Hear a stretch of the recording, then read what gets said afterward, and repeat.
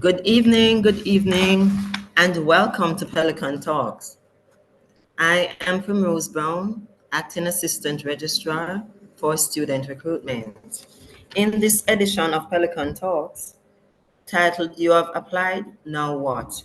We'll be sharing with you about orientation, paying your commitment fees, looking at student life on campus, sharing how you can finance your education through scholarships and bursaries. We'll also be looking at UWI payment plan, student support services, and more. All right, so we encourage you to place your questions in the chat during the Q&A segment. Our presenters will be happy to address your queries and will provide additional guidance. Thank you once again for joining us. We hope you will find today's session informative. Without further ado, I will be handing over to Mr. Christoph Dawkins, who will be our moderator for the afternoon. Thanks again for joining.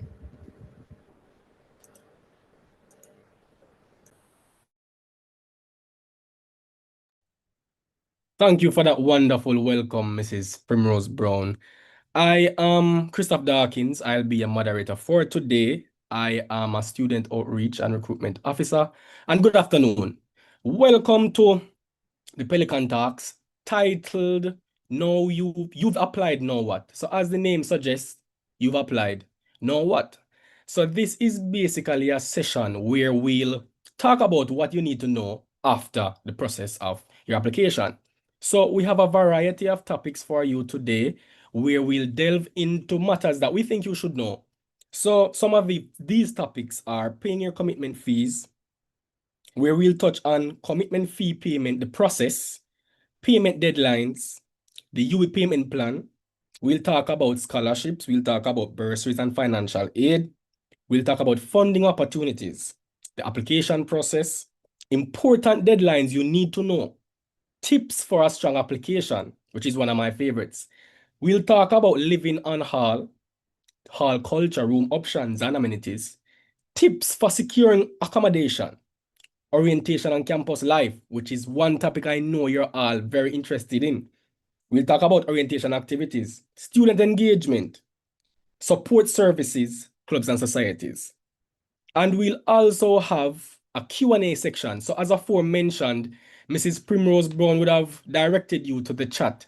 We want you to utilize the chat to ask questions. So it's not just there for decoration. We want you to type in the chat, ask any questions that you have, right? So in utilizing the chat, I'd like to see where you're from. So if you want to put the school, the country, let's utilize the chat and for about a minute or so and tell me where you're from. Tell us where you're from.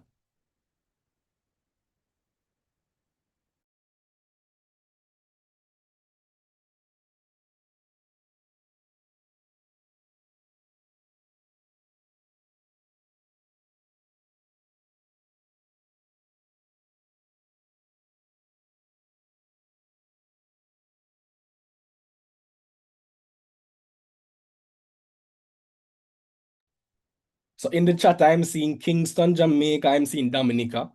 I'm seeing Dint Hill. I'm seeing Trinidad. I'm seeing St. Anne. I'm seeing Bahamas. I love how you're working with us. I love how you're working with us. I love the cooperation. Ensure that you keep the same energy as it relates to putting those questions in the chat so that we can answer those questions. I'm seeing British Virgin Islands, St. James, St. Catherine, St. Elizabeth, the Hampton School for Girls, Monroe College, Montego Bay. So I'm seeing them all. I'm seeing them all. Right? So Our first topic, our first topic of the day is paying your commitment fees. And for this topic, we have an expert, Miss Kimberly Henry, Customer Service Officer from the bursary. So without further ado, I hand over to Miss Kimberly Henry for her to tell us a little bit about paying your commitment fees. Hi, good afternoon, everyone, and thank you so much for having me. Paying your fees, financial queries overall are normally very sensitive matters that we find that persons come across. And without further ado, I'm just going to sensitize you to some of our business processes here in the bursary and to introduce you to some of the frequently asked questions that persons normally have. All right. So again, as mentioned before, my name is Kimberly Henry, and I'm proudly representing the Billings and Receivables section today, as well as the Student Administrative Services section, more commonly known as SAS. Now, in this particular presentation, I'm unable to look on every details that the bursary handles. So definitely follow us on Instagram, and from there we'll be able to keep you updated with any information that we feel as if, you'd need to know throughout your tenure here. So just to give you some information on what we do.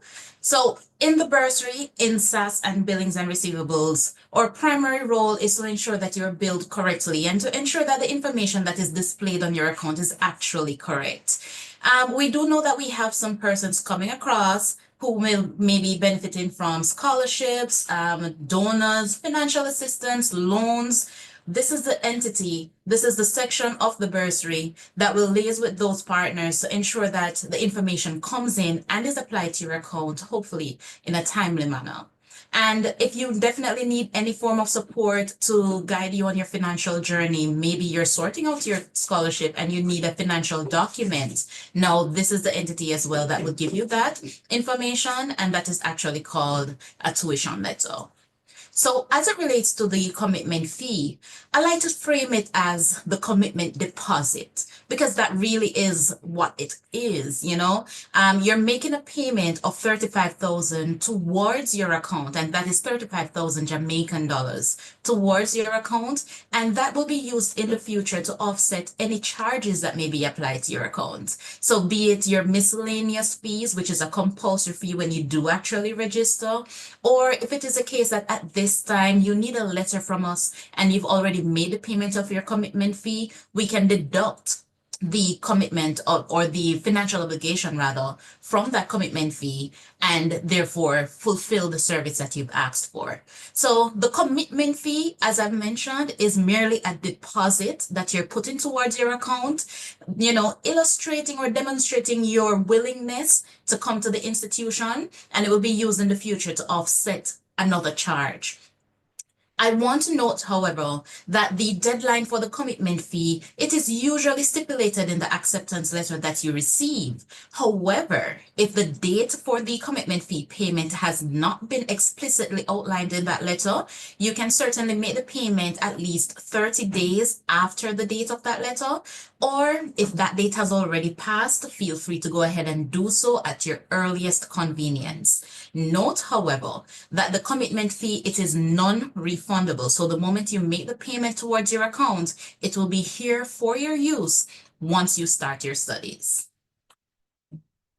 So at any given time, there are three main fees or there are three main charges that may be applied to your account throughout your tenure as a student here at the UWI Mona. And of course, that would be, for example, your tuition. And remember that compulsory miscellaneous fee that I mentioned? Correct. So that will be applied to your account the moment you register for the academic year. As it relates to the residence charge, that is only populated and applied to your statement of accounts if you are residing on a hall. And I just want to, note that there are different halls of residence on campus. There are different costs for them. And you also have halls of residence that are operated by an external entity that is called the 138 Student Living. If you are interested in residing on any one of the 138 halls, then you would have to dialogue with them directly just to be aware of the correct ways in which you go ahead and make payment to them. And if you need an invoice or something to say what your fees would be for residents, then you can speak with them directly. And 138 establishments include Georgia Lane Hall, you have Irvin Hall, and you have the Leslie Hall as well. So if you are interested in any of those halls, you may speak with the hall directly. However, for the Mona operated halls, for example, Taylor Hall, AZ Preston Hall, just to name a few, those halls, the charges are normally populated on your account once you are accepted to reside on any of those halls, all right? So for the tuition amount that is applied to your account, just to go through the list a little bit more in more details, the tuition that is applied to your account will be generated based on a number of factors. That, of course, includes you being registered in a particular program, meaning you've gone ahead, you've selected your courses, and these are now populated on your timetable. But the value of the tuition that is applied to your account is determined based on things, for example, your status. Are you a full-time student? Are you a part-time student? What is your nationality? What is your program of study? These are some of the factors that are taken into consideration. So the miscellaneous fee, the mandatory fee that I mentioned earlier, it makes it opens the door for other services that are available to you as a student at the UWI Mona. So the commitment fee, for example, that you've made, that commitment deposit, when you make that payment, it can go towards your miscellaneous fees. And then, of course, you'll be required to pay the difference so that you would have satisfied the full financial obligation for the miscellaneous fee. And payment of the miscellaneous fee enables, for example, your health insurance. So you can look for seek health guidance or dental services, and you pay, you contribute to, for example, the guild. So these are some of the smaller fees that the miscellaneous fees covers to ensure that your stay here, or your tenure here rather, can be a comfortable one. So for the payment deadline for the fees, tuition, miscellaneous, and residence, they have not yet been published for the 2026-2027 academic year. We're still wrapping up the 2025-2026 academic year. However, as it relates to the fees, they're typically due just before school starts, meaning when you start your classes. But the Office of the Campus Registrar, they typically send out memorandums closer to that time, so that way you can be sensitized closer to the time to say, all right, what the payment deadline is for the different fees throughout the academic year. So certainly check your emails periodically when it comes on closer to the August period thereabout. So I mentioned the fees, the tuition, the miscellaneous, the residence, but how do you actually know what these fees are? All the fees are published and they're available to you online. So if you type in your chat, in your window, your search bar, UWI check fees, for example, it is usually the first link that is populated. And when you click on it, you'll be taken to an interface that looks like this. So you can see what your tuition amount is. You can see what your miscellaneous fees are expected to be. And you can also check to see what the residence information is. Now, the fee sheets, they will outline the charge that is applicable for the entire academic year. However, what you will find is that we will break down the fees into smaller portions. So you will find that for semester 1, half of the annual fee is charged, and then in semester 2, the other half is charged. Similarly, for the residence, half is charged in semester 1, the other half is charged in semester 2. And the deadlines for each will be outlined in that memorandum that I mentioned just now. However, the miscellaneous fee, it is due the moment you register. So in the first semester, that is when your miscellaneous fees will be due. And of course, once you've checked and you've seen what your fees are, you can make a payment via the e-commerce platform here. But let me just give you some more information on the different payment locations and methods that you can utilize. So the fastest ones are typically at the bursary cashiers, whether it is on the Mona campus, or if you're closer to the Western campus, you can go there at WJC. If you want to register your card, there's also the e-commerce platform. And on that particular platform, there's additional guidance to let you know which cards, which currencies are available. But I'll give you some more information on that shortly. For persons in Jamaica, you can use Bill Express, Western Union, JN, Paymaster, Infinity, formerly known as Educom, as well as NCB bill payment locations or even bill payment options, online or full service locations, meaning you go into a teller. If you make payments at any one of these options, then the payment is usually added to your account within the day. If you make it early, it can be on your account by 7 p.m. However, worst case scenario, allow for 24 to 48 hours. And if anything happens and you're not seeing it on your statement, you can certainly reach out to the Student Administrative Services section. We also have the wire transfer option, and I'll give you some more information on the wire transfer option. But before I go any further, I just want to, bring to your attention that fraud and you being careful of where you make your payments. All right, be aware, because under no condition will we call you and ask you for sensitive information as it relates to your card or accepting a payment over the phone, stuff like that. Utilize or authorize channels when it comes on to making your payments to the institution. For the e-commerce platform, when you register your card or when you search for it, you'll be using this particular platform here. So you can take a quick look on it. But at your own convenience, you can type in UWI e-services, right? UWI e-services in any search engine, and you'll be taken to this particular interface. You would be required to create an account if it is the first time using the platform. If you already have an account, you can go ahead and just simply log in.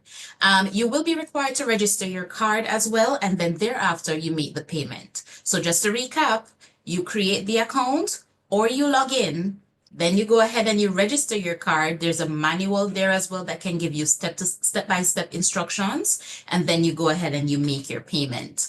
But for those persons who are unable to utilize the payment options that I've mentioned, we do accept wire transfers or bank transfers, but we urge you to get that information directly from SAS, so that way we can provide you with the correct or the appropriate banking details. Questions, for example, which currency is the payment being made from? Is the payment being made in Jamaica or outside of Jamaica? Stuff like that will help us to ensure that we give you the appropriate information. But this is a highly manual option. So thereafter, once you've made your payment, we urge you to send a copy of your receipt into SAS so we can help to track the payment and subsequently apply the payment to your statement of accounts. And as mentioned, it is a highly manual option, so it can take up to 15 working days. So take that into consideration as well if you're trying to meet your deadlines. So for some persons, that you may not be able to pay the annual fee in full or the semester's fee in full at once. So we do offer installment plans for both tuition and residence, and this is applicable to the Mona operated halls. So to qualify for the tuition installment plan, you have to be fully registered. So you will be selecting your classes, and these are on your timetable, and you would be required to make that payment of the miscellaneous fee as well. A 25% deposit of your tuition is due upfront, and if by any chance you are returning Pelican and you had any lingering balances from the last program, you're urged to make the payment of that as well. To qualify for the residence installment plan, you have to first be accepted on one of those Mona operated halls, and also for the charge to be populated and displayed on your statement of accounts. The miscellaneous fee here, it is a pay requirement as well, and a 25% deposit is due upfront. And again, any outstanding balances has to be cleared in its entirety. So to get on the installment plan, it's not yet open for the next academic year. However, once it is, we normally inform the population through posts or through email. But once it's ready, you will be able to access it through the Bursary Online Student System. That is the platform for SAS. And also, it is done on a semester basis. So you would want to do that for semesters 1 and 2 if you're interested in the installment plan. So without going any further, I know at this time you may be new to, the next stage and you want somebody to come and to represent you. And we have no issues with that either. We just need for you to communicate that information to the bursary by completing the proxy authorization. So the proxy authorization form is located on the bursary online student system, and it enables us to divulge and to give information or a document on your behalf to the person that is here that is representing you. So even if it is your parent or a guardian or simply a friend, let us know that it's okay for us to give the information out for you. But again, if you have any questions and I didn't touch on a topic for you, I will be in the chats, but certainly reach out to us at any time between Monday through to Friday, 8:30 a.m. to 4:30 p.m. At any one of our contact methods. And we'll certainly be here to answer any questions that you may have. So on behalf of the Bursary Department, welcome to our future Pelicans.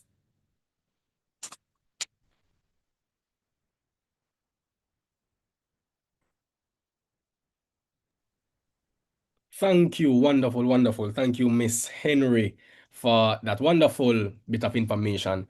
I hope you all were listening as it relates to the acceptance letter and the deadlines and the correct channels as it relates to paying your fees, because that is very important. You want to ensure that you're paying your fees in the right way so you don't lose your money, right? Now, the next segment, also before the next segment, as aforementioned, remember there's a chat. So if you have any questions or there's anything that wasn't touched on that you want to have information about, remember to place it in the chat. So moving to the next section, a very important section, it's scholarships, bursaries, and financial aid, where we'll have Miss Marsha Gay Lawrence from the Office of Student Financing giving us some information on this area.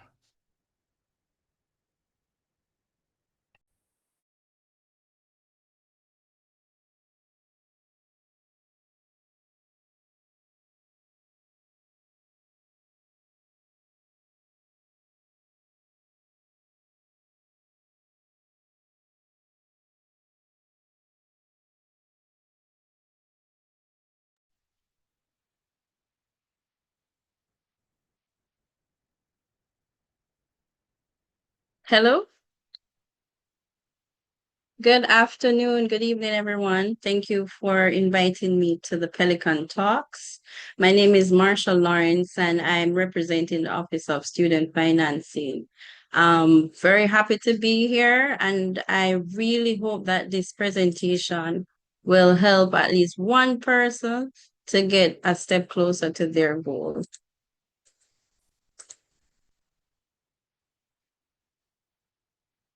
Okay, let's get right into it. So the Office of Student Financing is popularly called OSF on the Mona campus. So that's one of the names that we do go by.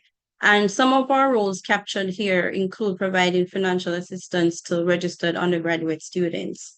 And that includes the Mona campus, which is split into the Kingston and Western campuses.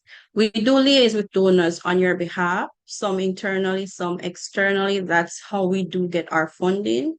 And we also advise students on various options based on their unique financial situations. We also liaise with the Students' Loan Bureau in areas concerning waivers, reduction, or tuition cancellations, or loan cancellations rather. And when necessary, we help to refer students to the counseling unit at the health center, because your mental health is wealth. Now let's jump into the cost of a tertiary education. Ms. Henry's presentation would have outlined a whole lot of what you will need to know. And this part of the session is even more important also because there are various fees attached to having a tertiary education. It goes beyond tuition, but tuition is the main one, right? It gets you in the door. There's also accommodation for students living on campus or students living off campus. We assist with transportation, so students commuting to and from campus. We also provide assistance with that. We provide assistance for meals, books and supplies, and for your personal expenses, day-to-day living expenses. So once you come in and you speak to us and we interact with you, we will help you manage some of these costs by letting you become aware of the different services that we offer. So how we can help, these are some of the main ways that the Office of Student Financing helps our students. So we do offer scholarships and bursaries. Now, these can be merit-based or needs-based. Merit-based meaning academically, students who are academically well. So some awards are not based on how in need you are. Some awards are for students who are doing well academically, right? So there's that. There's also the general financial aid, and this type of service is for non-tuition related expenses. So through this type of service, you can get a small cash grant, meal vouchers, book grants, things like that to help with those expenses. We also administer the federal student aid, and this is a direct unsubsidized loan given by the U.S. Department of Education. It is for U.S. citizens or green card holders. So that's another one that you can look into. And we also offer one-on-one financial guidance to our students because, as I said before, each student has a unique situation, and based on what that situation is, we'll work out a plan for you. Now, our scholarships and bursaries, the application period annually is May 1st to June 30, right? And the eligibility includes being full-time, registered, and as I said before, you can either be in financial need or you can be academically well and applying for awards. And to continue benefiting from some of our awards, you do need to maintain a good GPA, minimum 3.0. So some of the key tips for success is apply early. Apply early or apply on time. So provide complete documentation, or if you scan our QR code, it will take you right to our page. It is closed now, but on each page, there are different sections that you have to complete. And when you complete those sections, it makes our job easier to identify you for an award. Highlight your achievements. So anything you would have done during high school, you can put them there. Anything you would have done in your community or your church community, put those there. Ensure that your referee affidavit is up to date. And because we don't accept referee affidavits that are 6 months old, all right? So that won't work. So make sure your referee affidavit is up to date. And ensure that the referee that fills out your reference form is one of the persons that we actually list on the form. We'll get to that later on in the presentation. So as I said, our scholarship period intake 1 is closed. We will have a second cycle for students who may just be hearing about us and would like to apply. So look out for that on our website. But for now, we've closed for cycle 1. So like I said, you apply early, you have a better chance of securing some of our higher value awards. So applying for scholarships and bursaries is easy. And I'm not just saying that, it really is. So we've gone fully online for you to make the experience more seamless for you. And it's easier for us as well administering when we're shortlisting our candidates.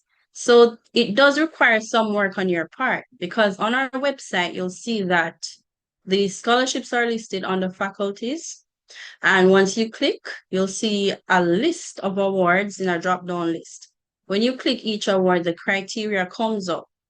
And criteria meaning a scholarship may be asking for first-year students in law or final-year students doing engineering, things like that. Students of a certain high school, things like that. So once you check for your eligibility on the OSF website, you already have an idea of the awards that you can identify and apply for. So number 2, you need to gather your documents. So that can mean, again, the referee affidavit. Some awards will ask for things like an essay or a resume or a student profile. So you would have to share those with us. So we also require your ID number, and the application form also asks for a budget plan. It's already in the application, you just need to fill out the sections. So once you complete the application online, you submit it on our student portal and you await to hear from us. Our main mode of contact is email. We do call as a secondary means, but please, students, make sure that the email addresses that you provide on the form is one that you check regularly. And also make sure that the numbers you provide are numbers that are working. If we are to call one student 10 times to let them know that they've been shortlisted for an interview, that would make the process slower. So we're going to just move on to the next available student. So again, make sure that your email is active. Make sure that your number is active, right?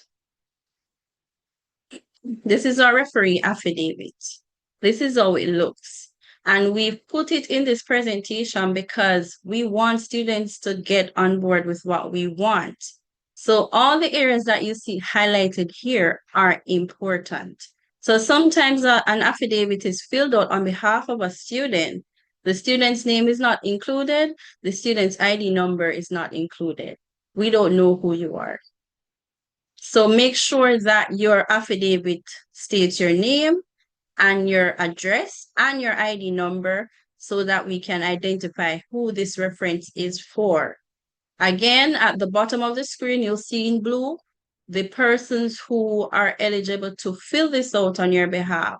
Some of them include a justice of the peace or a senior lecturer and so on. I won't list all of them right now for time. But make sure that you study this referee affidavit and make sure that when you get it back from your referee, that you read through it. Some references really do not represent you well. So make sure that you read through your affidavit before submitting to us. So let's move on to our general financial assistance. Again, I mentioned this earlier. It's a different type of assistance that we offer for non-tuition related expenses, day-to-day expenses such as hall fees and so on. And just to breeze through again, it includes offering students cash grants, small cash grants, meal or grocery vouchers, book grants, or things like maybe you need material for a course or something, you just come into us, but apply through this platform. And the link is available at the bottom. So you can go on the website and click General Financial Assistance and you'll see all our information there. For this particular type of assistance, and pay attention, it opens the start of the semester. It's on a semester basis. So it opens at the beginning of semester 1, which is September to December, and it closes at the end. So it will open September, close December. It reopens again in semester 2 in January, and it closes around April, May. So pay attention to the deadlines. And this is just a screenshot of the SAS platform. When you go on our OSF page and you click for applying for the General Financial Assistance, it takes you here. And where the arrow is, you'll see OSF Financial Aid Console. That is what you click to get you access to the General Financial Assistance. When you click the OSF console, it takes you here. This is just page 1 of the application process. And when you log onto it, it will populate your ID, your TRN, your number in that box where it says expression of need, very important. Because again, remember, we offer different things under the General Financial Assistance. So you may be applying for a grocery voucher. You need to state that there in the expression of need. All right. So just to clarify, we offer scholarships across all faculties, right? So currently we have 7 faculties and we offer scholarships for all of them. Visit our website for the full list of awards under each faculty. Just want to highlight some scholarships open to students in all faculties or in any faculty rather. So we have the Westwood High first year bursary, and that's a $40,000. And each of our awards have different values. There's a May Mercer scholarship for students, residents of Glengar, and that's 250,000. We have a new one, the Cornerstone Barita Paul Scholarship for Chancellor Hall residents. So if there are any students here who are hoping to reside on Chancellor Hall, you can apply for this. It's 350,000.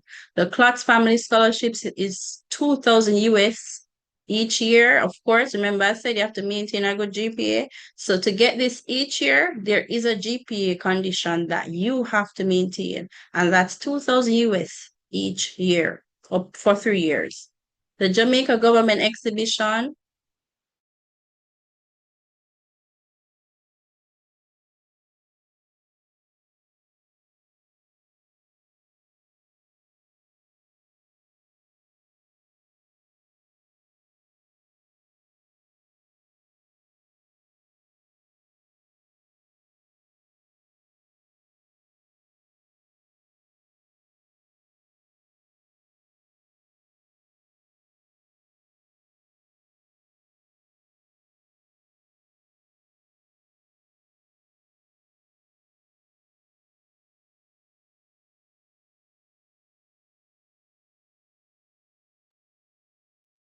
Seems as if we're having a little bit of delay, Miss Lawrence.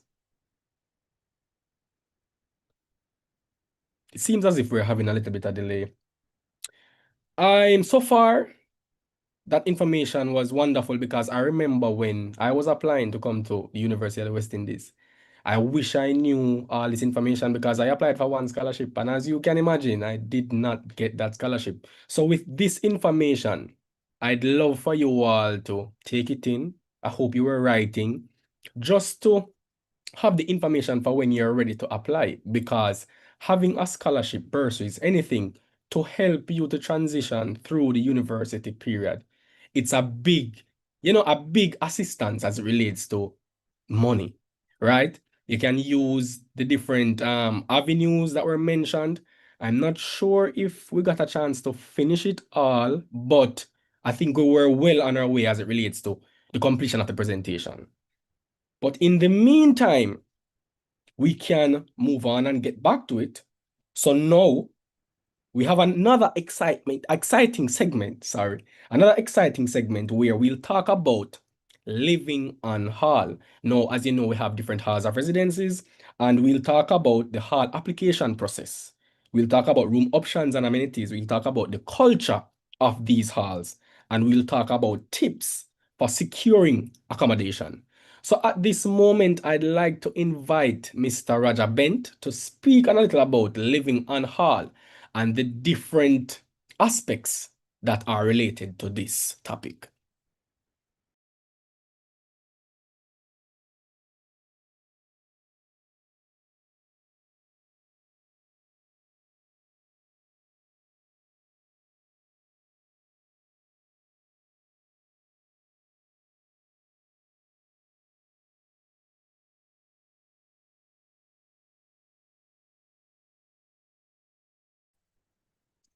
Okay, perfect.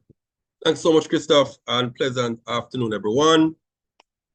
Welcome to the UWI. And I was asked to talk to you briefly about UWI halls of residence. And he said excitement. I don't know if that is enough. The truth of it is that hall life is really the center of university experience. And some of you are going to be commuters, and we love you still. But if you can actually get a chance to come into a hall space, don't pass up the opportunity. It's a real life defining moment. And so even if you are going to be living in Kingston and you somehow have to well, it's cheaper for you to stay home, still somehow find yourself attached to halls of residence because the vibe is there, the excitement is there, the developmental aspect of your life is there. So I'm going to be running through briefly and touching. I have about, I think maybe about 10 or so minutes to go through. And so I will see how best we can do that quickly. And hopefully everyone is seeing the page. Yes. Someone just someone indicate whether it's with an emoticon or with a sound that you're seeing the page. Yes. All right, good. Perfect. Oh, they're not hearing, and I'm not sure why. My microphone is open. Okay, hold on. Let me see.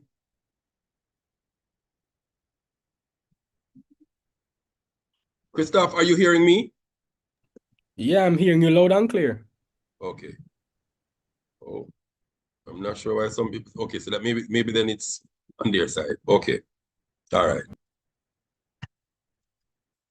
I think they're hearing you, Roger. Okay. All right, good. So I'm going to be taking you briefly through, hall life as an essential guide, touching at the different halls, the room options, amenities, some of the means by which you can apply, etc., and then see how we can move on to the even more exciting part of the discussion about this life on campus. So the housing options, we have about 8 traditional halls, and traditional halls simply mean that these were built a good while back, right? Them still look good, but they were built a good while back. They have structure and character, but they may not have modern, some of the modern things like elevator and those kind of things, But we have 8 of those traditional halls, and we have some modern flats, 4 of those, and we'll talk a little bit about them when we get down some more. We have a capacity of about 3,500 rooms on campus. And as you know, UWI population is about 18,000, and we only can house about 3,500 on campus. Other persons have to find accommodation in the nearby communities of Ligani and Ellison Flats and Garden Town. A number of those areas are there with affordable housing as well. Then there's also a success guide. So you apply early, you get priority, registration is required, and you check in August, right? So by now, you are just a month away from getting your stuff together. You should already be ready, already prepping yourself, getting yourself together, and information for your coming into campus. Culture, when it comes down to campus life, it's culture and vibrancy, right? So hall events, non-stop. You can jump from one hall to another one in terms of the amount of activities we're having. You have to develop a whole calendar of events dealing with hall activities. So there's weekly activities and a range of activities that we'll touch base on in a little while when we're talking about activities.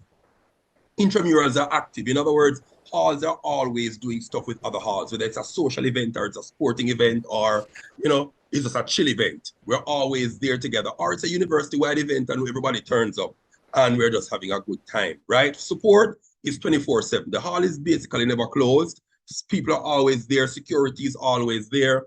The managers are the resident advisors, are the hall committee, the block committee, the cluster committee, the floor rep, they're always there and always trying to see how best they can serve you. So the culture is alive and vibrant.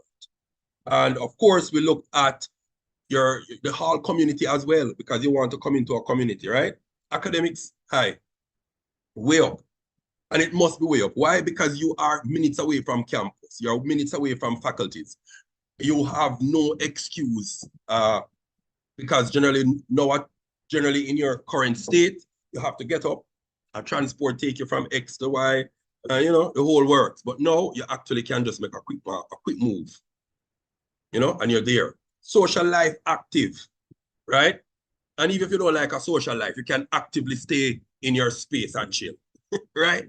There's also growth, opportunity to just to travel, opportunity to to touch base with people who are a part of other regions, whether it's Europe or it's Africa or it's the Caribbean or even the US, right? You have an opportunity to be touching base with people in all those kinds of spheres. It's really a melting pot and an exciting, unforgettable student journey.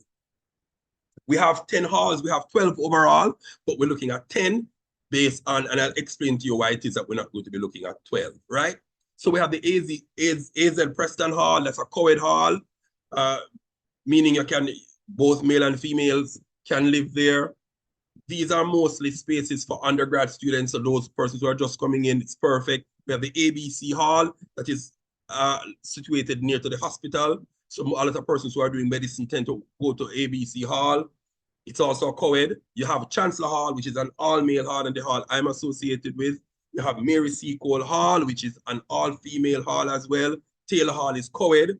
Irving Hall is co-ed, and it's one of the new apartment style living. It is really the 138 facility. So elevators and the works, very nice. Have a little price too. Rex Centerford Hall is also co-ed. Again, also kind of a block life living. It houses about 800 people, a vibrant community, and it's also co-ed. We have the Elsa Leorini Towers. That is a hype center all by itself. It's also a towers kind of base with elevators and modern conveniences. So it's one of the newer facilities. We don't call that traditional hall because it has a vibe. There's also the Leslie Robinson Hall, which is the flagship of the 138 halls. When I talk about 138 halls, I'm talking about the newest halls on campus, and these are generally high-rise buildings, 5 stories, elevators, etc., etc. So Leslie Robinson Hall is one of those. The Georgia Lane Hall is another of those, and it's an 850 beds facility. That's the Georgia Lane Hall. It has both single rooms and double rooms. Irving Hall as well has single and double room spaces. Preston Hall has single and double room spaces. Taylor Hall has single and double room spaces. So you have an idea of how it is that you can watch your budget and your pocket. This is again a look of the general halls and what it is that they're known for. AZ Preston Hall, big on culture and social life, also academics. ABC Hall, inclusive, vibrant, near to the hospital. Chancellor is an all-male, big about pride and the brotherhood.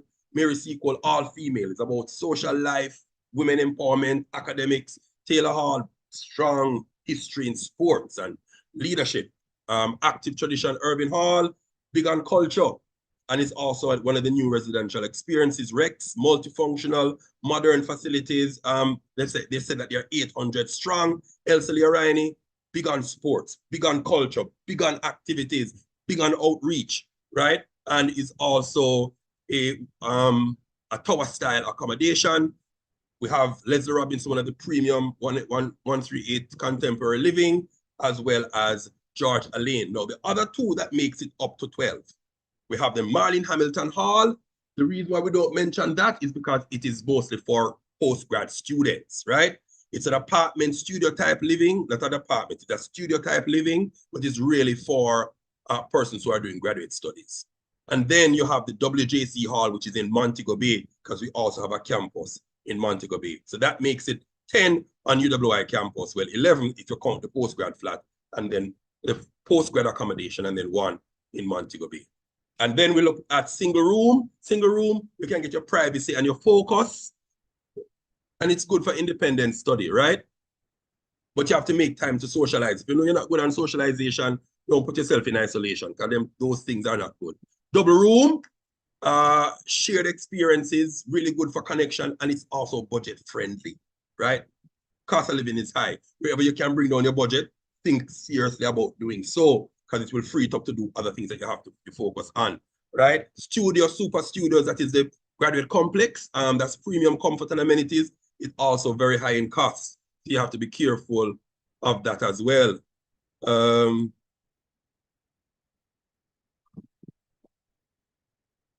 Oh, somebody saying set it at full screen.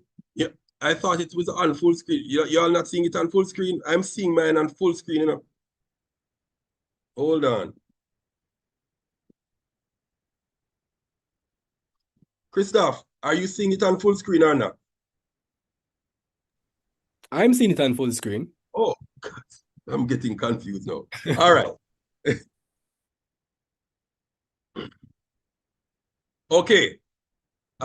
So also we're looking at amenities and things in hall if you choose to live in a hall of residence or halls of residence. Listen, there's a suite of amenities that you will get. Number one, you have live and direct access to orientation week. And orientation week is crazy. And when you hear about UWI Life, you're going to hear more about orientation to know that this is something you can't miss. You've got to be here. Whatever you have to sacrifice, whoever you have to bribe, you've got to be here for orientation week. You just have to be here. Resident advisors, these are persons who are graduate students who are in the halls, and they are really there as support and guide. Certain things as you're going through university life, you don't know everything. You're just first time away from home, you have some jitters. These are the experts. They've lived in hall for a while and now they are here in their graduate experience to share with you. There's also laundry services. We have a number of these spaces do provide laundry services. There's also places for you to eat. So number of places from fast food ranging from KFC, Burger King to a whole range of things. I can't even tell you all of them now. Some of them are fast food, quick dining sandwiches. Some of them are just small eateries and snack places. When you come, you can look at them all because they are inexhaustible. Leadership, you get a whole lot of opportunity to expose and to develop yourself to those kinds of activities. Academic support, it doesn't matter how bright you think you are. When you get to university, it's a new pace, it's a new expectation. My advice to you is check in yourself. If you're in the business of growth and development and advancement, check yourself. Don't come here thinking you've got it all, right? The services are here for you to be able to help, to mobilize, and to motivate your own growth. So don't scoff at it. Take it up. There's sports. If you can't play sports, you can learn. If you're good at sports, then keep growing, right? Cultural events, you name it. From cultural events to just appreciating different cultures to parties, to you name it, parties on campus, off campus, we provide the services, whether it's on and off or off, because we want you to be safe and to enjoy yourself in a controlled environment. So we protect you like that. Educational, intellectual discourse, debates, symposium, forum, you name it, we've got it. Volunteer projects, we are big on volunteerism. Just after Hurricane Melissa, a lot of UWI students, over 1,000 of them, were involved in recovery activities and in just giving out care packages, and that's what we do, right? We engage and we excel. Now, step-by-step application process. First, you're going to accept your UWI offer, because if you don't accept UWI offer, you're going to have some problems. We need you to get your ID number, right? So if you get your offer, confirm your place at the university, and then you can begin your housing journey. Submit your hall preference via the banner system. If you go to the UWI website, you will see at the top of the page there, right by the logo, a number of those pages. Go to Campus Life.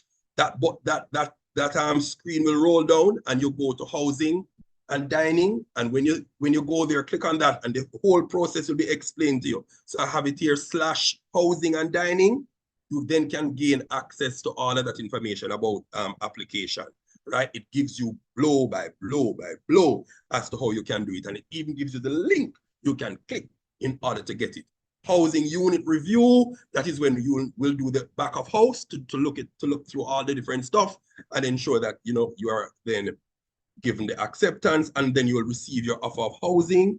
Notifications will come to you via your UWI email. Make sure that you have access to it, you have activated it. It will come in that kind of way. And generally by now we have started accepting in person, so you will start getting your acceptance, etc., and it will continue in earnest in the month of July.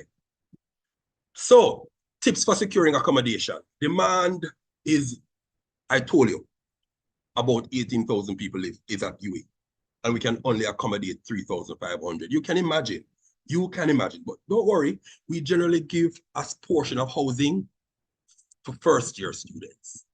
You are VIP, special people, so we reserve spaces, but don't take that for granted.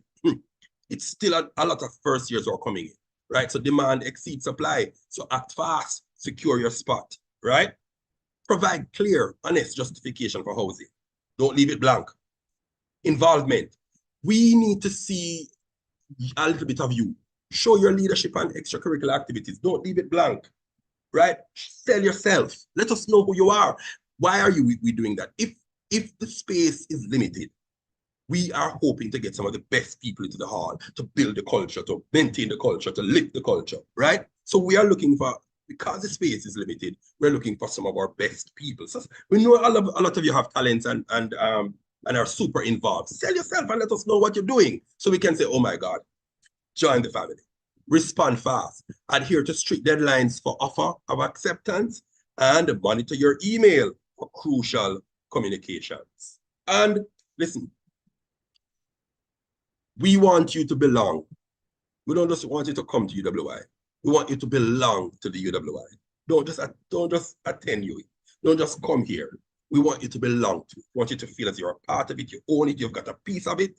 So we invite you to fully immerse yourself in our unique community. Experience a full-blood exposure to what it is to be a Pelican. All right, so looking forward to hear from you some more. And of course, I'll try to see if I can answer some of the questions that are in the chat.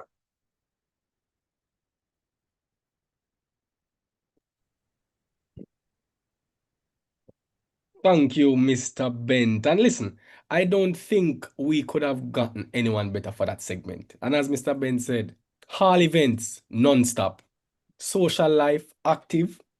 And if you don't necessarily want the social life, you can actively stay in your social space. There Now, you go. I was a part of the university as well, and I got to benefit from, halls of residence. And I can tell you that it molded me in who I am today. So I hope you were listening, and I hope you took down some key points from what Mr. Ben touched on. Now, we want to take some time to go back to the prior presentation that was abruptly ended. So, scholarships, bursaries, and financial aid. So, Miss Marsha Lawrence will give you an opportunity to finish up where you left off.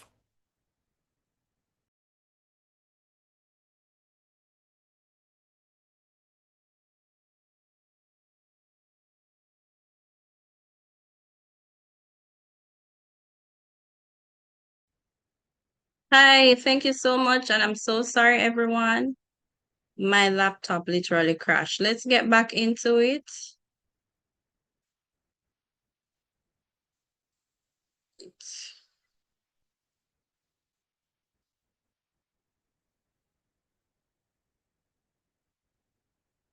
Okay, so I was basically going through some of the awards that we had.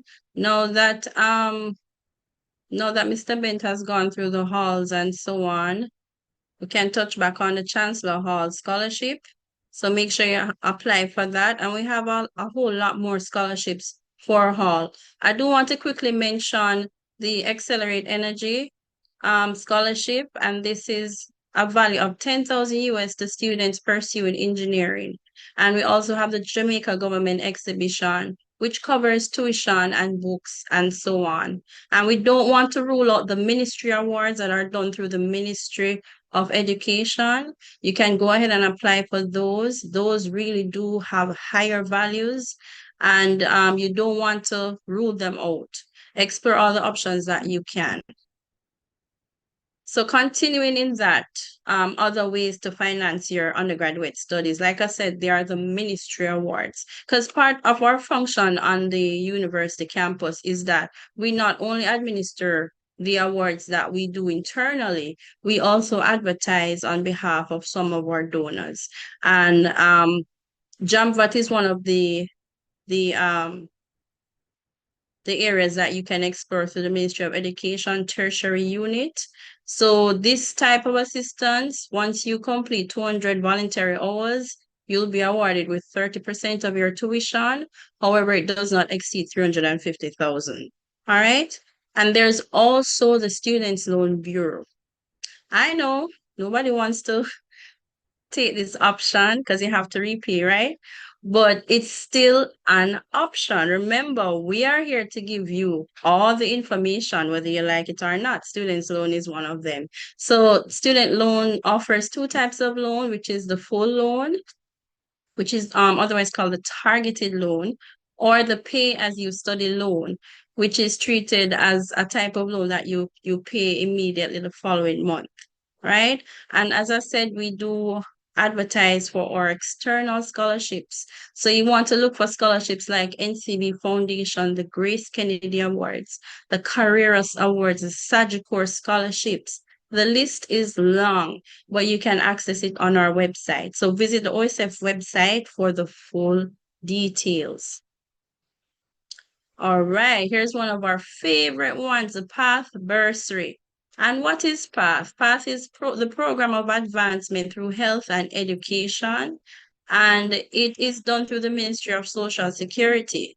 But let's get into PATH, right? So PATH has a different application period. It's August 1st each year through to the 30th of September. And we do tend to have extensions, even though we want you to apply early, which you should. There is normally an extended period provided for students who don't get here on time.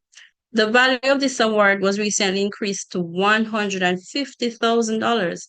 So if you were receiving PATH in high school, if you were a beneficiary of PATH in high school, you need to call us, you need to come and find out how you can access the form and secure your $150,000 for up to your fourth year. Now, there is an SLB benefit for PATH beneficiaries. So applicants who are beneficiaries on the PATH, you're not required to pay any application fee for SLB. All right. And if you're also a PATH beneficiary, you can apply for the grant in aid through the SLB.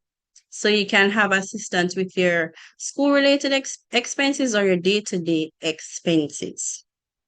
So we're approaching the end. Again, if you need assistance, our numbers are there, 441-4120, 441-3584. And you can visit our website at www.mona.uwi.edu. A whole list of award scholarship information is there. And we want you to spread the word also. So if you know of someone who's coming into university who needs help with their tuition, hall fees, lunch, let them know about the OSF. We're here to help. So as the slide says, your future starts here. And you being here on this session, kudos to you because you're already ahead of the game. So now that you know about us, visit us, call us, go on our website, access our information. It's free to access. And in return, you get scholarships and bursaries and grants. How about that? So thank you. I'll be in the chat for any questions that you have. And I wish you a good tenure at the University of the West Indies.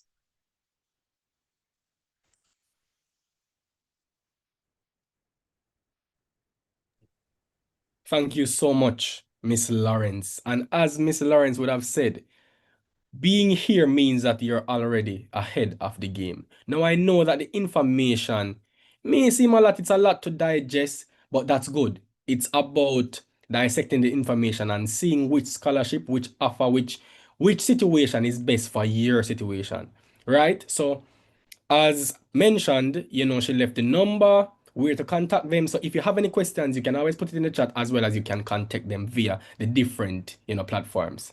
So moving on, we move to orientation and campus life, which is another exciting topic. And we'll have Miss Sabrina Barnes from the Office of Student Services and Development. She'll touch on orientation activities, student engagement, support services, and clubs and societies. So, Miss Barnes, I now hand over to you for you to give your expertise as it relates to orientation and campus life. Hello, everyone. Is everyone seeing me? Great. I think everybody is seeing me. Great. So, as aforementioned, I'm from the Office of Student Services and Development, and orientation, vibes, and more vibes. You cannot afford to miss it. So the best part of the university experience is when you just get here, and that is the orientation. So let me first unofficially welcome you to the University of the West Indies. Trust me, you're at a good webinar. We're getting all the information that you will need to ensure that your coming here has some little ease. Now, I know some people might be excited, some a little nervous, but trust me, every student that's listening here today, you're exactly where you need to be. Orientation is about helping you to transition smoothly and making sure that you know that it is the university has a community that's ready to support you. So as aforementioned, I'll be giving you a little sneak peek, not too much, because you have to come there to really delve into it. A little sneak peek into orientation activities, student engagement opportunities, mentorship programs, support services, and clubs and societies. So orientation is more than just registration, collecting your ID. It's the first opportunity you get to become a part of the university community. Throughout orientation, you'll have your campus tours, you'll have your faculty sessions, and definitely you will have the ultimate experience. You will have the chance to meet people from different cultures and understand university life and meet new people. So I want to urge you and encourage you to take advantage of these activities. I'm going to give you a little sneak peek. In orientation, we have a fresher series. We have a cocktail, we have a fete, and we have a concert. Can't tell you nothing more, so you have to ensure that you attend orientation and stay tuned to the UWI Mona social media pages and the UWI_OSSD pages for more information. And I must say too, the ultimate campus experience is not complete without Campus Lead. So you can also follow Campus Lead for more information. Now, as it relates to student engagement opportunities, my director, Mr. Jason McKenzie, would love to say that the Office of Student Services and Development is in charge for the beyond the classroom experience. So university isn't just about earning a degree. It's about developing yourself as a leader as well as a well-rounded individual.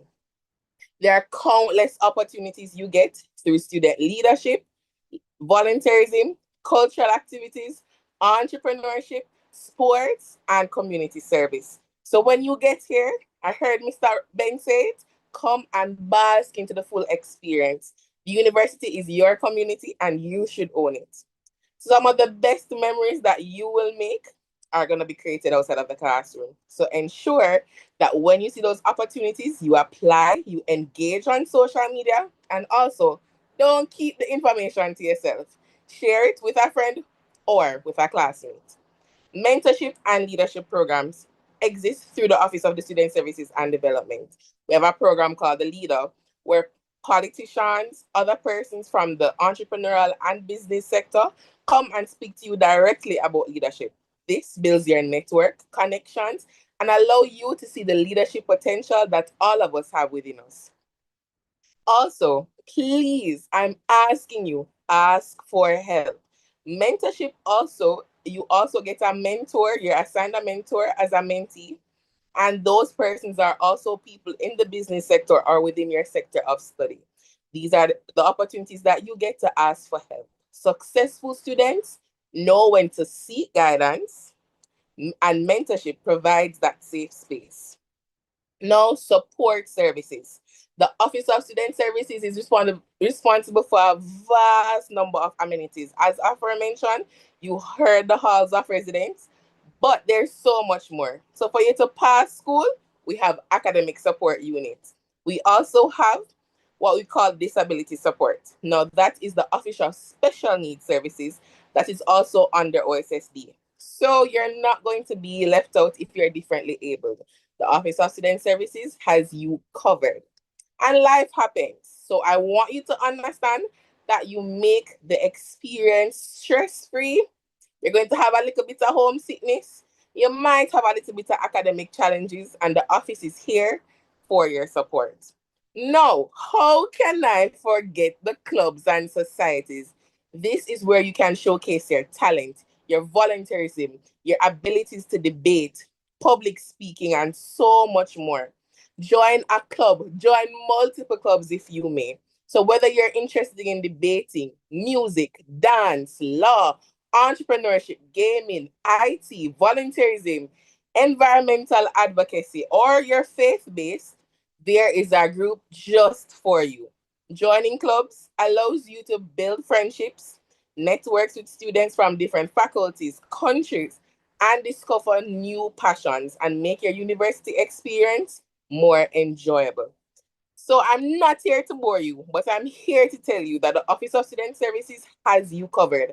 And once you are an active, well-rounded student, in April, we award all students in the categories of leadership, service, culture, and sports. You might get a Premier Award, you might get an Outstanding Award, or an award in excellence. So be sure to follow UWI Mona for more information, UWI underscore OSSD, and some premier packages from Campus Elite so you don't miss out on the premier university experience. So as I close, I want to leave with you a little message. Attend the events, join the organizations, meet new people, ask for help when you need it, challenge yourself, and most importantly, enjoy the journey. At OSSD, our goal is not simply to help you survive university. We want you to thrive. And OSSD is the complete experience. So, on behalf of the Office of Student Services and Development, welcome to UWI. We look forward to supporting you throughout your university journey.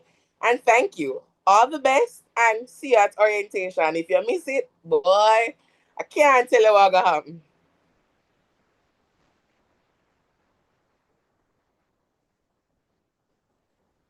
Thank you so much, Miss Barnes. I don't know if I'm alone here, but I could see the excitement in her face as she was presenting. Now, that in and of itself tells you that this is something special. It's something that you can't afford to miss out on, and there are many opportunities as relates to the Office of Student Services and Development. Now, I really like the quote that Miss Lawrence left with us as it relates to being ahead of the game. Because one thing that Miss Barnes touched on is the support services. Now, a lot of times when we go to the various schools, a lot of students don't know the different support services that we have. And even students at the University of the West Indies that are already enrolled, sometimes they don't tap into it. And there are many, from resume building, academic guidance. There is a lot to help you to get through the degree. So there are many services here. You just have to tap into them, do research, and as mentioned, you're ahead of the game. So spread the word to your friends and ensure that this information that you're getting, you utilize it and tap into it. Now, we move on to the next segment. And as mentioned before, I was asking to utilize the chat to ask any questions that you may have.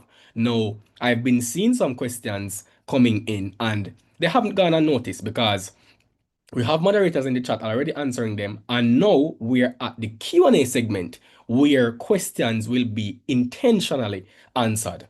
So now I'll hand over to Mrs. Primrose Brown and Miss Tashay Fagan, where they'll direct questions to Dr. Marsha Morgan Allen, where she'll answer any burning questions that you have.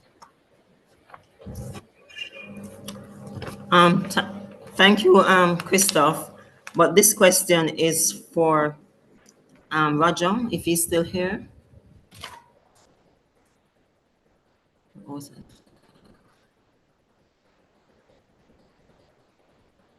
Hold on. Okay, are you hearing me? Yes, Mrs. Brown, we're hearing you. Okay, thank you. So this question is for Roger, if he's still here. So Queen in the chat, she asked, what are the options or if there's an option for persons with children to live on hall? Roger?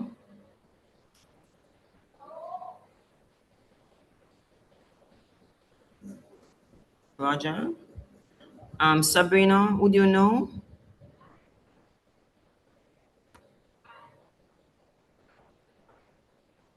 Sabrina? Do you know if Hello. there's an So option I for can persons with children to live on hall? So the university facilities, as I understand, are for students only. So the question is really with the contextualization of a child, and I don't think our university is has accommodation as fittingly appropriate for a child. So yeah, that's my response to that question. Accommodation is strictly students only. Right. And good evening, everyone. Welcome to this session. My name is Marsha Morgan Allen. Just to add to what was just said, um, the parent or parents, so, you would be at classes. And so there is a risk of what will happen to that child. Remember that other persons will be living there. And so anything can happen. And so the university will not be liable for anything that happens to that child. So we have to think about these things. So it's not that kind of accommodation for families, because these rooms are single rooms. Some of them are double rooms, and some of them share bathrooms. Some of them share kitchen. And even though you may have a modern style type of accommodation where they're in clusters and you may not share these facilities with the wider population, but still you have to think about that the halls are persons' quiet spaces for studying. And so it may not be appropriate to have children. But there are also the risk of what can happen to that child or children.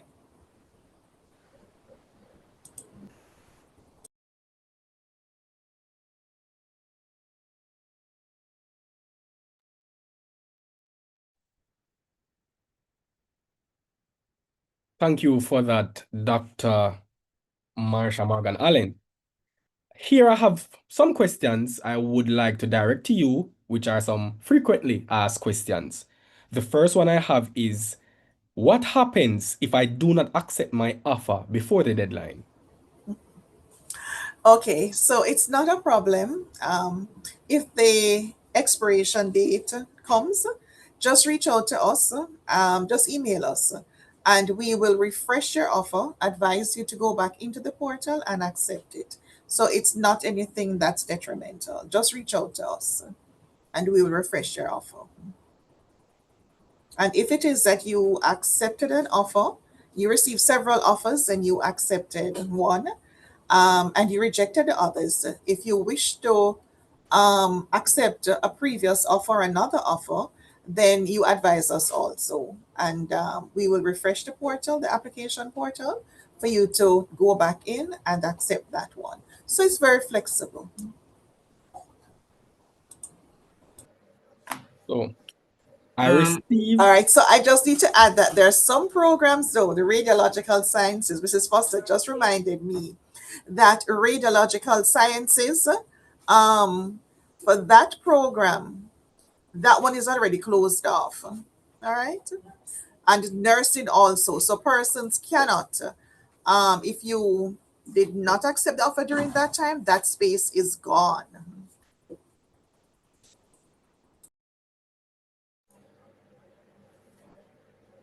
um, there's a question for Dr. Allen. Do you know the date for orientation? Persons are asking when Right. is So the date, orientation? all right. So all persons who received an offer of entry, please log back into your application portal. There's a link that says forms and documents. And when you click on it, there are several important documents. You have your offer letter, or letters. You also have there's a booklet, guide for incoming students, right, or new students, that has the step by step, step one, step two, what you should do, how you should accept your offer, leading all the way up to orientation. At the back of that booklet are some important dates, and the orientation dates are there. But because you asked, the international for the orientation for international and regional students, that will be on Tuesday, the 18th of August. And the next day, the 19th, is a parents' orientation. And it is a repeat of the one that will be held in this month, July, actually, on a Sunday. So if it's parents and family orientation. So if persons are not able to attend the one in July, they can attend the one on Wednesday, the 19th of August. The 20th and 21st would be the general orientation, what we just spoke about. And then the week of the 24th to the 28th will be your faculty orientation. And this is where you will go to your faculty and they'll have their general orientation and then you break up by your department. And this is where the academic advising takes place. They tell you about the programs, they tell you what courses to register for, they introduce you to the key persons within your faculty. And classes begin the following week. Okay? Thank you for that. No, I was saying thanks for that. Thank you for that, Dr. Allen. Okay. Another question for you again, Doc. Someone is asking if they already registered for classes. Apparently, they said they are registered for classes according to the information in the faculty handbook. I don't know. I think they're trying to say they register for classes and if there's a problem with that before registration. Okay, so you have already registered, you've already selected your courses, right? You don't have to drop them now. However, please attend your academic advising session with your faculty and double check what you selected against what it is that they're telling you to select, right? So you don't have to drop it now. However, if when you attend the faculty orientation and there are courses that you selected, then I would recommend that you drop them. All right, and follow what it is that they say. Because remember, you have to do your prescribed courses. Some of them have to be done in a particular order because some of them would be prereq for another course that will be offered in the next semester or the following year. So you have to get that proper planning in how you map out those courses so that you do not have to do summer school if it's not necessary or spend an extra semester or year. So you have to know what courses to do in that program.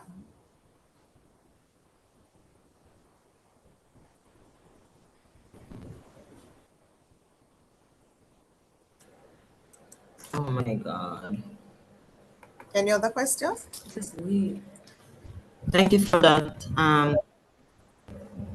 Yes. Someone is asking what should they do after they pay their commitment fee? They're asking if the university will contact them for the relevant information.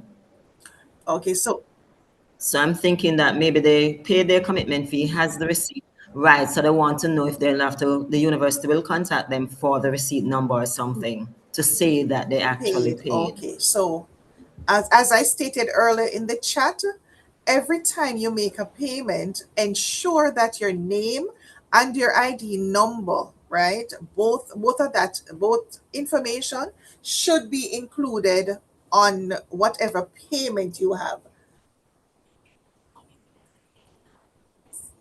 Right. So when you pay the commitment fee, Mrs. Foster is reminding me again, when you pay the commitment fee, right, there is an email confirmation to say that we have received your payment. All right. And so another later on, when you have access to our student administration portal, which is SAS, SAS, that's our student system, that system will show you, you can access information, your own personal information that you had put on the application form, and you try to update your contact information in that. You're also able to view your account. So every time you make a payment, we encourage you to visit the SAS portal and look to see that those payments are reflected. But once you have your ID number and your name, you keep your receipt, and should there be any issue, at least you can produce that. The SAS portal, you're also able to view your academic record and your registration, right? So it's a very important student portal. So even though you have the application portal, you will now transition when you become a student into the student portal SAS.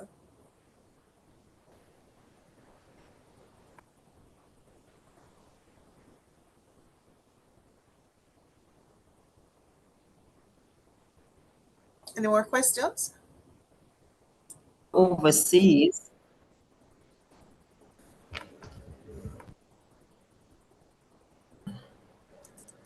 Oh, no. I'm having.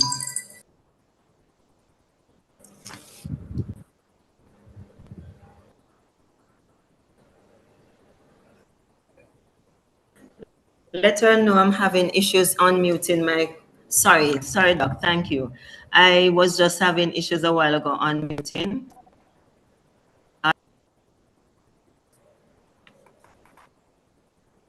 Having issues unmuting. My computer is giving issues. Oh, but we're Are you hearing hearing you. me, Doc? I'm hearing you. I'm hearing you. Yes, my Okay, I had issues a while ago with unmuting my computer. We're hearing you. Okay, so persons are you're hearing me? Yes, we are. Right, so persons are okay, sorry about that. Okay, there's someone is asking, they're not on the island, they're overseas. Will orientation be streamed online for persons who won't be able to make it on the island during that week of orientation? Won't be able to make it back on the island during the period of orientation if it will be streamed live. Um, I know they used to stream it. I can't say if it will be done this year. Is there anybody from OSSD who can respond? I know the Sunday one, the parents and family. I think that one is usually streamed or part of it. Right. Yes, it will. Is Roger here? It will be streamed? Yes, it will. Okay. Thank you for that, sir.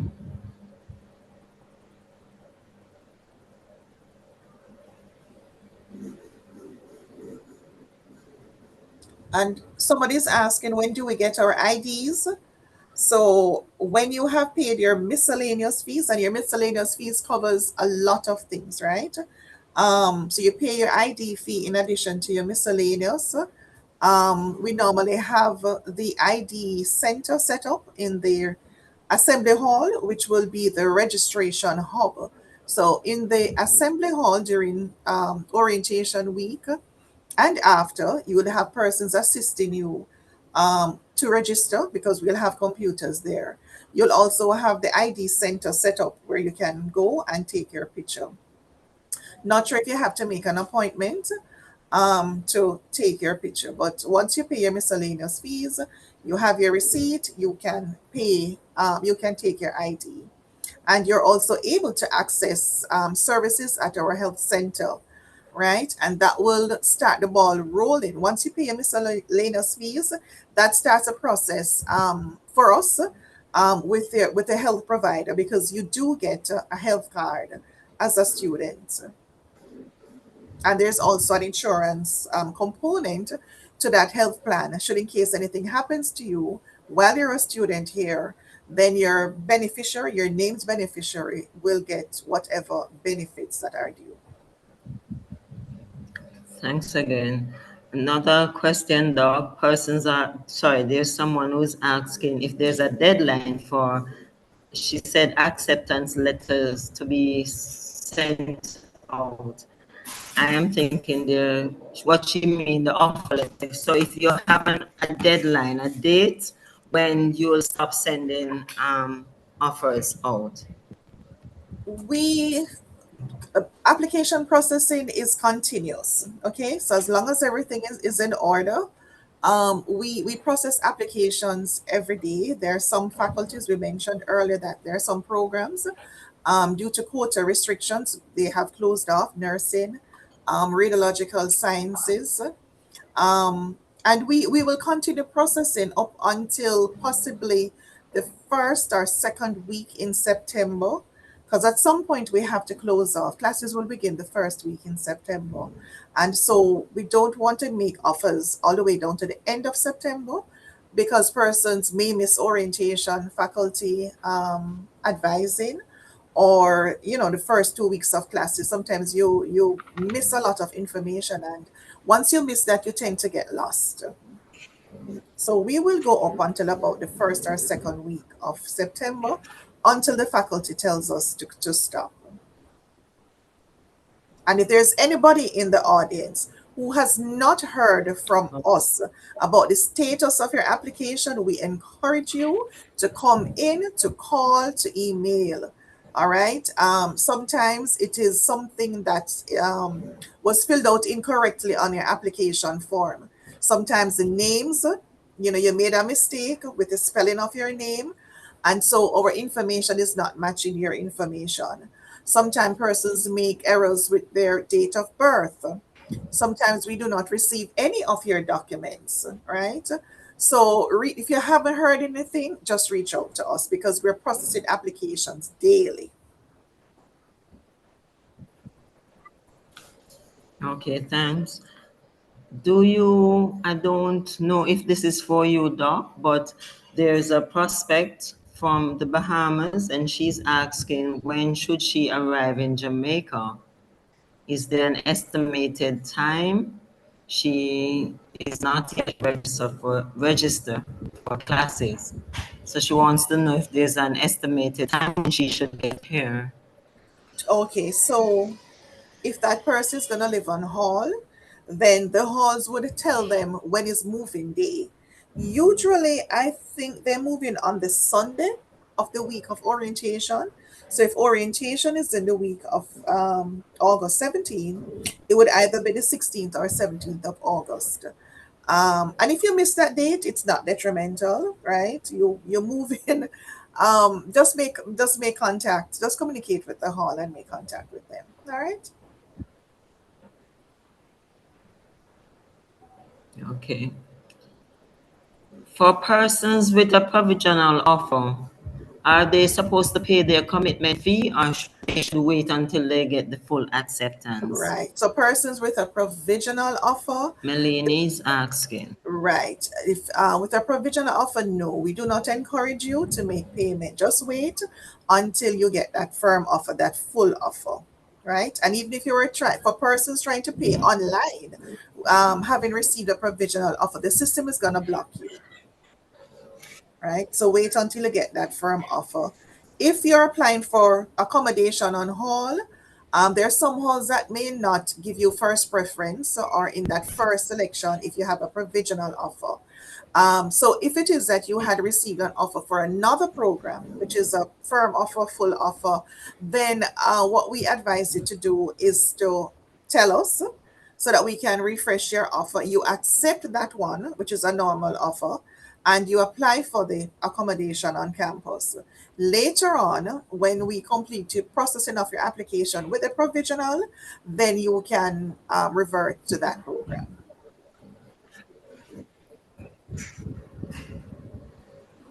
Persons are asking if you could repeat the date for orientation again. Okay, so the date for orientation, it's in a document in your portal, and that document is found in under forms and documents. It's a guide for incoming students, and we have those dates there. So the orientation date, August 18 is going to be the international and regional students orientation. The 19th is the repeat parents and families orientation, and the general orientation is the 20th and 21st of August. For the faculty orientation, and I see where somebody asked about the Faculty of Medical Sciences, all faculty advising and orientation will be held in the week of August 24th to 28th.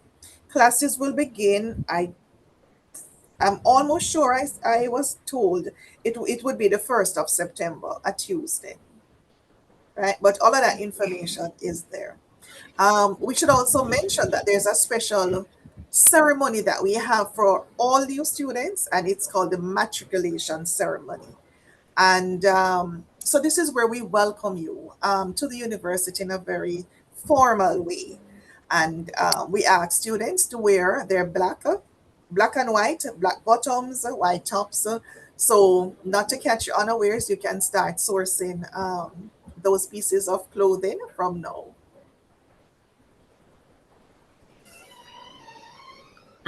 Dr. Allen, for returning students, do they need to submit like a medical in order to for their health card? Do they need to resubmit any medical? Okay, so the medical form that you have, right?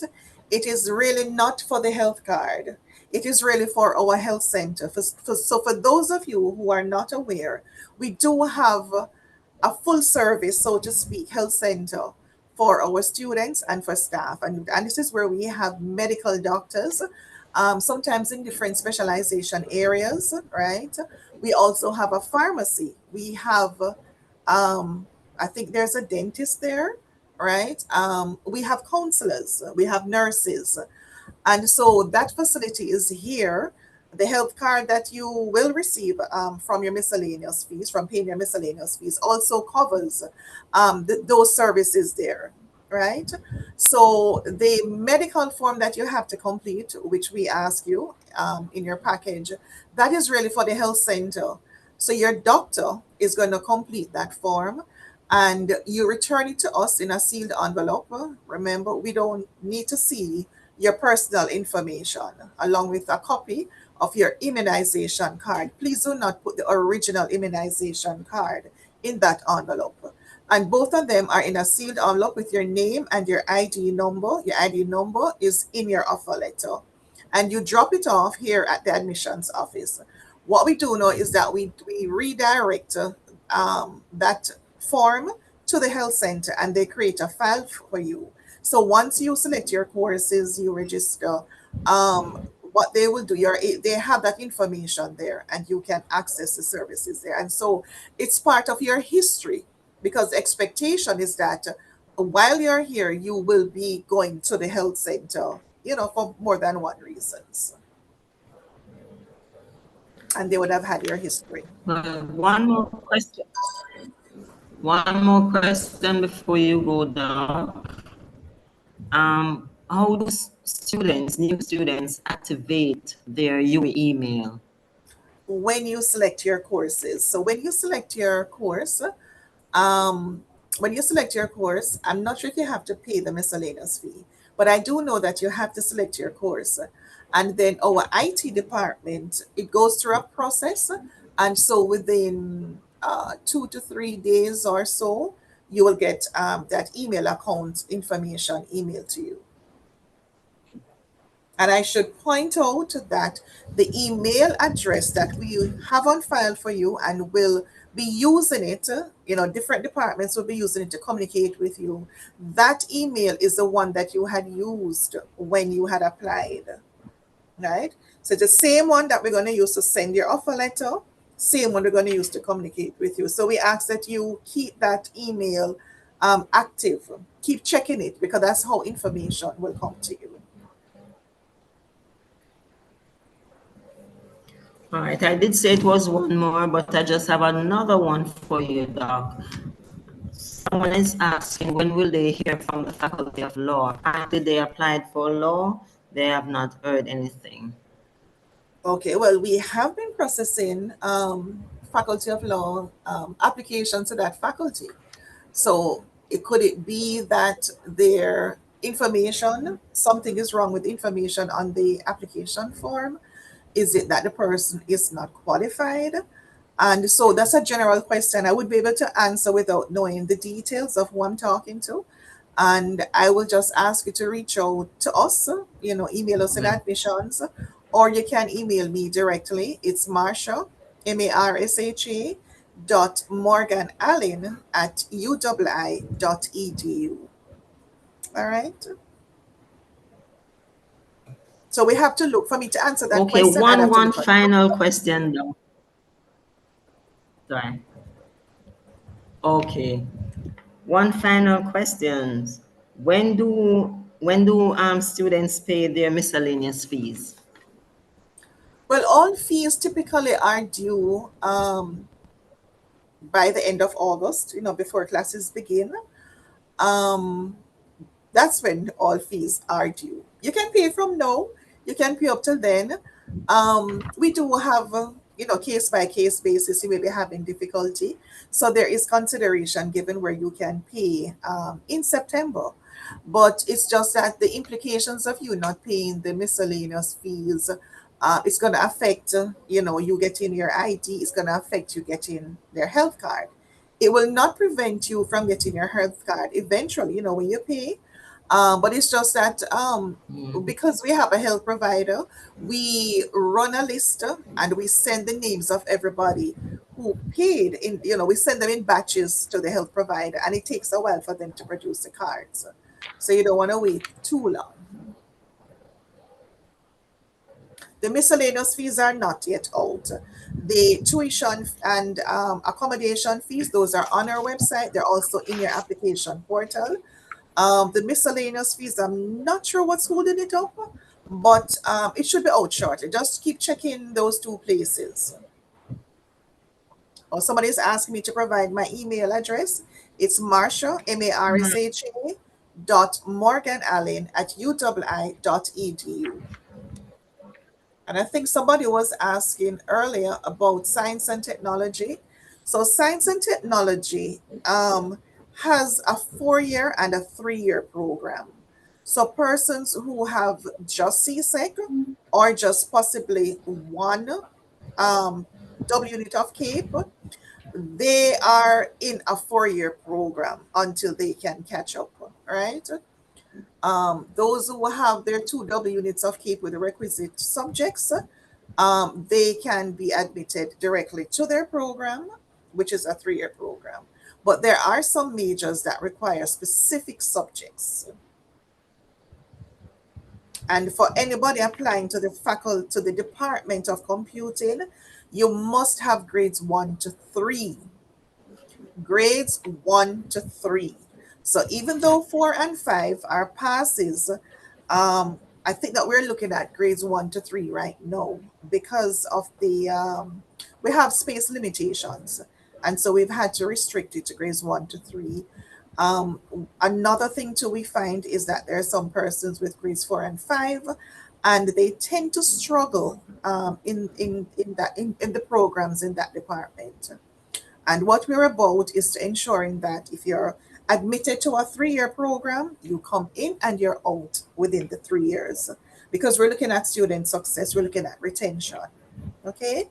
And so we want to match you with the best programs that fit your profile and what it is that you like and what you can manage. Okay, Doc. I know I said about twice that this was the last question for you, but just one final question. Someone wants to know, how do they change from part-time to full-time? Okay, so just email us. Just send us an email and we will make that adjustment. I should point out that, and it has to be done because if you're going to select fewer courses, register for fewer courses, you do not want us to charge you for the full-time fee. Part-time, the difference between full-time and part-time, one, the number of courses. So whereas a full-time student will register for 5 courses, a part-time student will register for only 3 courses. The system is going to restrict you to those 3. And so the number of credits will be reduced. You will be charged per credit. So if you're doing 3 courses and the per credit rate is there, then you times that by 9 credits. Usually courses are 3 credits in the majority of our faculties. Part-time and full-time for some programs, not for the medical programs though, right? Those are full-time programs. However, when we talk about part-time and full-time, apart from the number of credits or number of courses, please bear in mind that part-time doesn't necessarily mean evening classes, right? Sometimes those courses are offered in the daytime. The Faculty of Social Sciences, though, they have a wider variety of courses that are offered in the evening. So they have a lot of evening students. But we have regular full-time students who also register for courses in the evenings.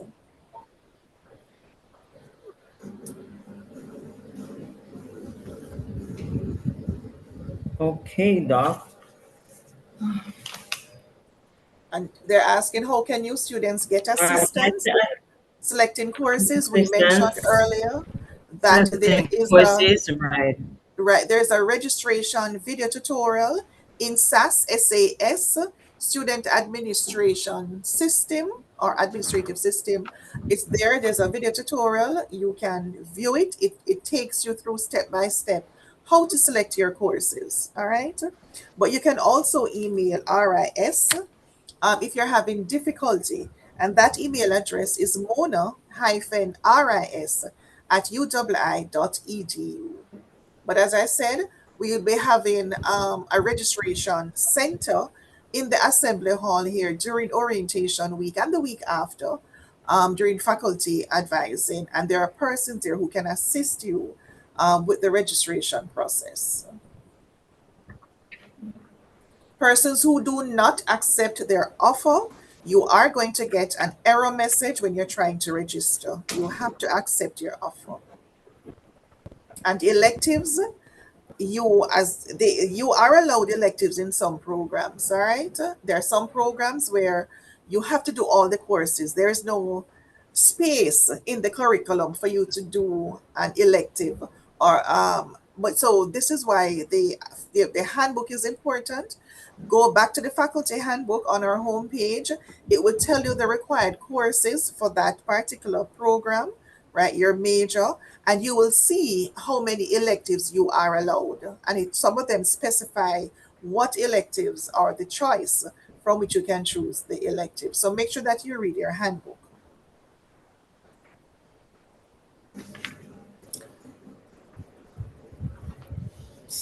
Doc, someone is asking if the date for the commitment fee has passed. How should they deal with that? They can pay it when they can. There's no restriction with the date. We encourage you to pay before the date, but if it has passed, you can pay as soon as possible. All right, Doc. I think that would be it for you. I have a question for Roger. So thanks, Dr. Allen. There's one more. Somebody is asking for the One medical more. faculty. Is it normal for all of my courses to be online for the first year? So I just need to point out that the Mona campus we do not offer courses online. Maybe one or two courses if the need arises, but as a general rule, especially for medicine, all courses are face to face. Okay. I accepted my offer on SAS. I accepted my offer and had access to SAS, but then suddenly started saying error. I'm not sure what Would the you like to what answer that question? right, I'm not sure what the issue is with that error. Apparently, they were saying they accepted their offer. Mhm. Right. So once you accept your offer, you're able to access SAS um, to register for your courses. All right. Um, so you can always reach out to the RIS Registry Information System, that office, and they will see what the issue is why you're getting that error message.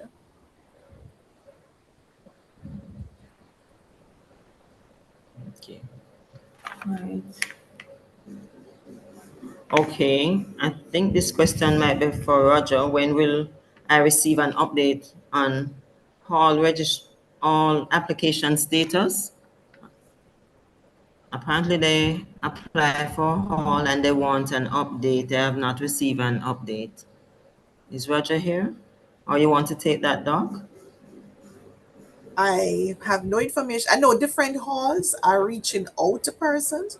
So if you had applied to a hall, you can reach out directly to the hall and ask, what is the status of your application. So each hall would process their applications independent of the different halls. It's not a general thing. So reach out to that particular hall and ask what is the status of your application. So I know that offers have been going out. I know for some halls they were focusing on the summer session, persons who are residing there in the summer.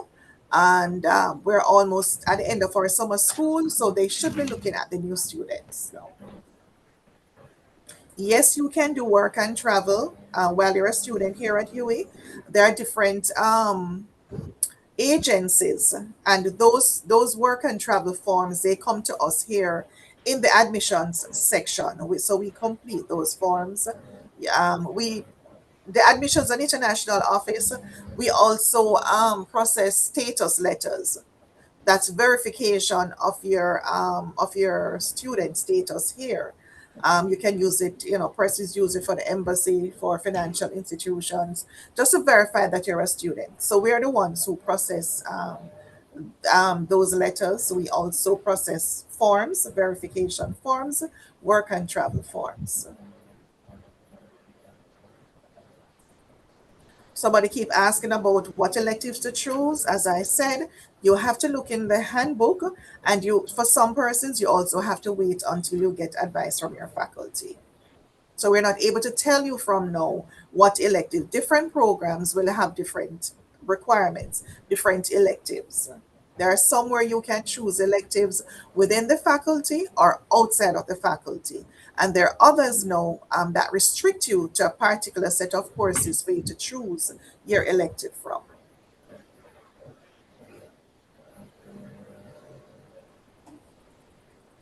Okay.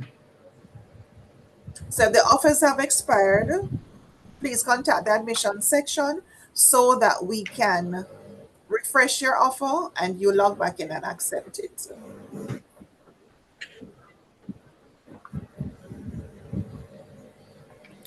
Okay. I think, I think that would be it, Doc. The, no. Well, for those I for think you medical, answered that about right, work and travel. right, for medical students, For there are particular MBBS set, one is asking about vaccination. right. So there are some particular sets of vaccination that students must take, right, and the faculty will advise you of those. I think the medical form also has some vaccinations that are required, so you can look on it.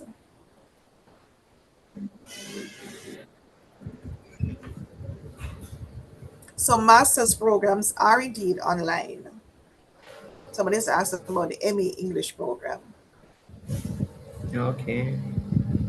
I'm not seeing that.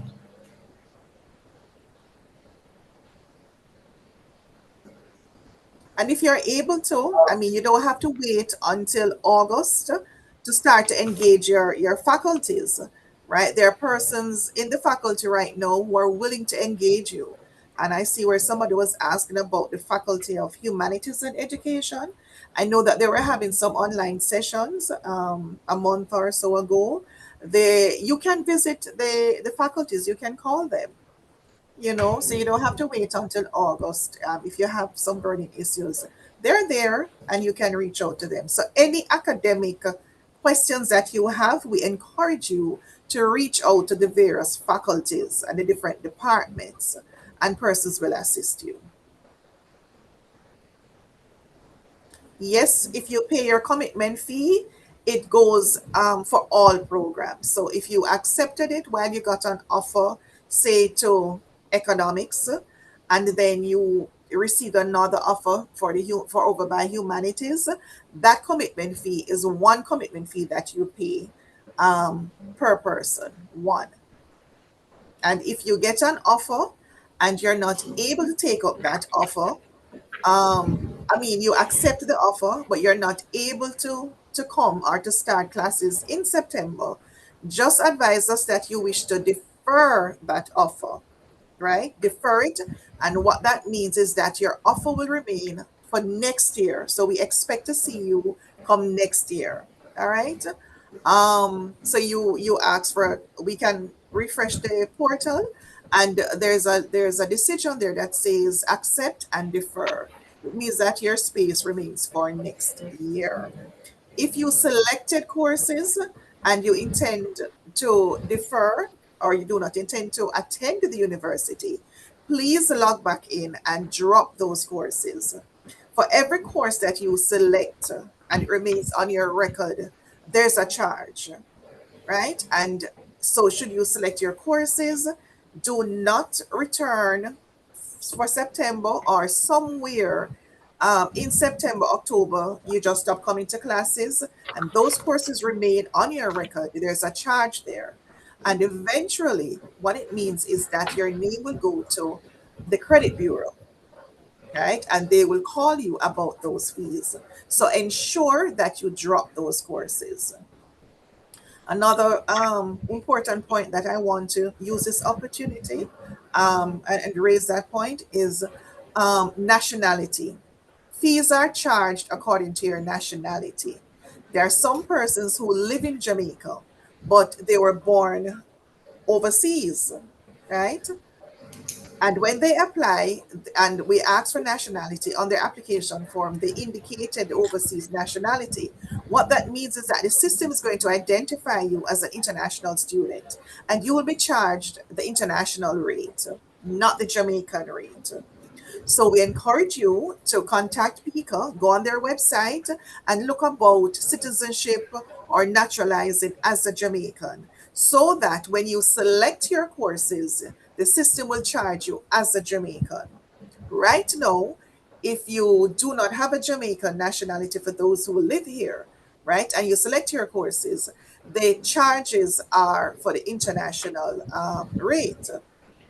And so what you'll have to do now is when you get your certificate of naturalization or citizenship from PICA, you will have to then engage the campus registrar's office for them to determine can they give you a waiver and allow us to change your nationality to Jamaican so that you can get the Jamaican rate. If you select your courses prior to getting that naturalization approved by PICA, then you may have to wait until second semester. So it means that you're going to have to pay the national rate for the first semester.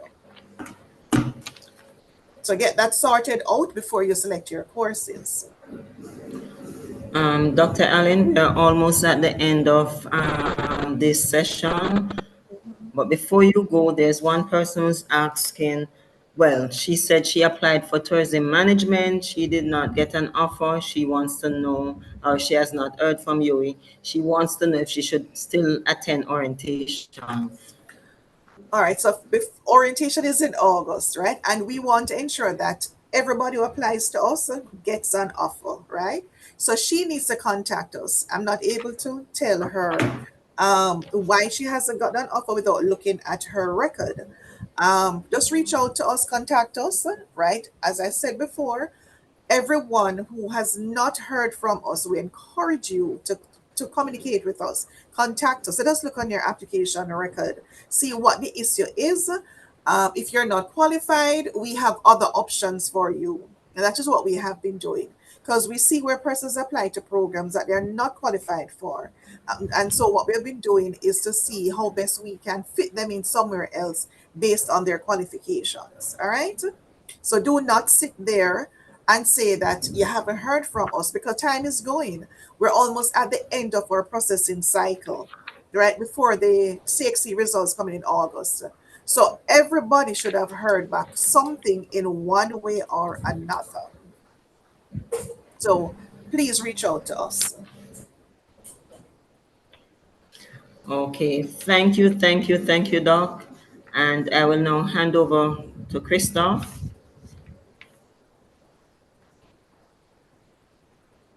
Mr. Dawkins? Somebody Thank is you. asking about the economic major.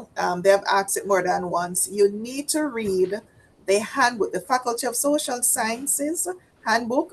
It has the entry requirements. All the faculty handbooks have the admissions requirements for each of their programs. So please read the handbooks and check out what is required for the program, what it is that you need. So for econ, in the Faculty of Social Sciences, you need to have your 5 C6 subjects, including English and maths. You must have a C6 pass in maths and English, right? And that is part-time. For full-time, 2 W units of CAPE. in addition to those 5 C-SEC subjects. For those who do not have a C-SEC maths, we offer you to the Department of Government, and they have a maths course designed for their programs only. And so you are able to be admitted to the Department of Government programs pursuing that maths. You cannot use that maths to move over to another program outside of the Department of Government.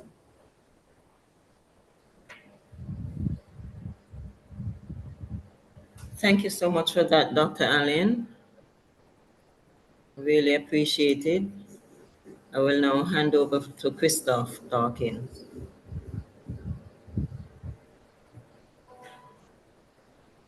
Christoph? Thank you, Dr. Morgan Allen, for answering all those questions. We really appreciate it. Thank you also, Mrs. Primrose Brown, for facilitating that session. And now we're at the end of our Pelican Talks webinar. We thank you for all tuning in. Before you leave, please don't leave us yet. We have a feedback form that we want you all to complete. So it's currently in the chat. It's supposed to be in the chat right now. A feedback form where if there were any questions that you wanted to ask or you asked and they weren't answered, you can ask them there. So please to fill out that feedback form. Remember, you can contact us on all platforms at UWI Mona, and our email as it relates to any queries you have or any information that you want. You can find it in the chat as well as our contact. Thank you again for joining Pelicans. Thank you to all our presenters for giving us a great evening. I was Christoph Dawkins, and I'm your host. I was your host. Enjoy the rest of your evening, and we'll see you soon.